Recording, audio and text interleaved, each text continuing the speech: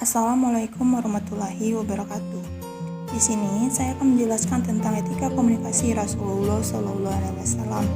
Sebelumnya kita ketahui dulu, komunikasi merupakan hal yang sangat penting dalam kehidupan sehari-hari, baik dalam hubungan pribadi, sosial maupun profesional.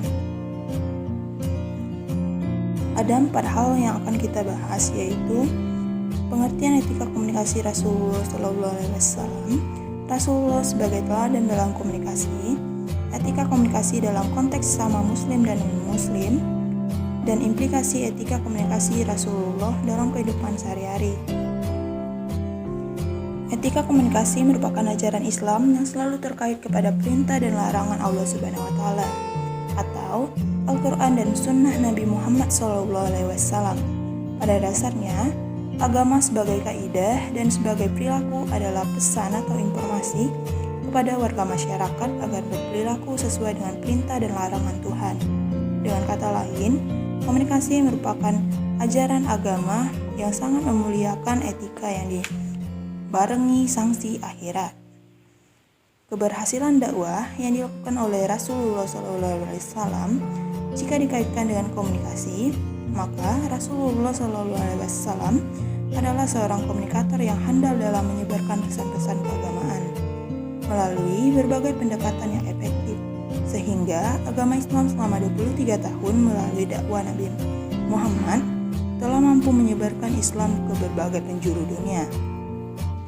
Dan sampai sekarang ajarannya tetap dijaga dan diamalkan dalam kehidupan pribadi dan kehidupan sosial. Dalam konteks sama muslim, etika komunikasi sangat penting untuk dipertimbangkan. Sebagai muslim, kita diwajibkan untuk berinteraksi dengan orang lain dengan cara yang baik dan sopan. Etika komunikasi yang baik akan membantu membangun hubungan yang baik pula dengan sesama muslim ataupun non-muslim. Beberapa prinsip etika komunikasi dalam Islam antara lain: 1. Berbicara dengan sopan dan menghindari kata-kata kasar ataupun menghina. Mendengarkan dengan sesama dan memberikan perhatian penuh kepada lawan bicara.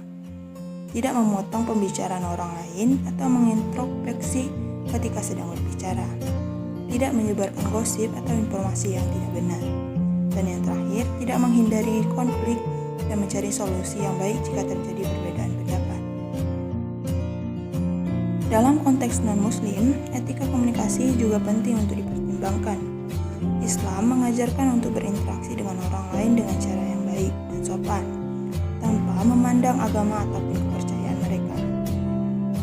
Beberapa prinsip etika komunikasi dalam konteks non-muslim antara lain: menghormati keyakinan dan pandangan orang lain, tidak mencela atau mengejek agama atau kepercayaan orang lain, menjaga sopan santun dalam berbicara dan bertindak, tidak memaksakan pandangan atau keyakinan pada orang lain, dan yang terakhir mencari kesamaan dan membangun hubungan yang positif.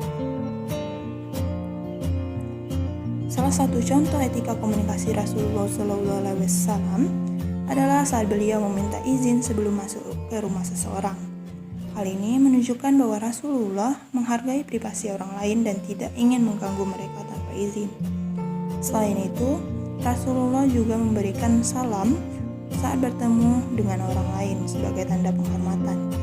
Selain itu, Rasulullah juga sebagai sosok yang sangat sabar dan tidak mudah tersinggung dalam berkomunikasi. Beliau selalu menjaga emosi dan tidak pernah membalas perkataan yang kasar atau menyakitkan dari lawan bicaranya. Hal ini menunjukkan bahwa etika komunikasi Rasulullah juga mengajarkan untuk mengendalikan emosi dan tidak merespon dengan negatif terhadap situasi yang sulit.